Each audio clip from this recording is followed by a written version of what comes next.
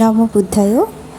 দর্শক, আজকে আপনাদেরকে তীর্থস্থান পরিক্রমায় এখন আপনাদের সামনে উপস্থাপন করছি বান্দরবান রাজগুরু বৌদ্ধবিহার, যেটি মূল টেম্পল বান্দরবানের সদরে অবস্থিত এবং সবচেয়ে বড় একটি বিহার বা মন্দির।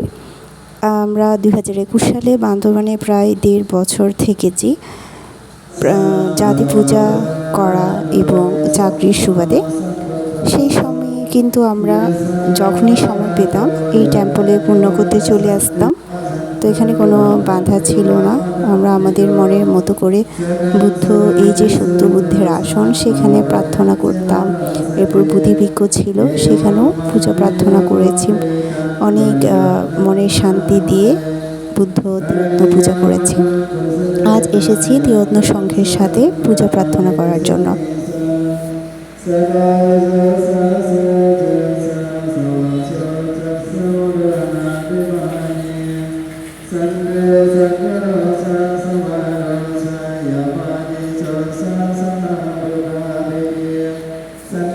এখানে তীর্থ সংঘের আয়োজনে সমবেত প্রার্থনা সহ অষ্টপরিষ্কার দান সহ নানাবিধ পুণ্যকর্ম সম্পাদন করা হচ্ছে।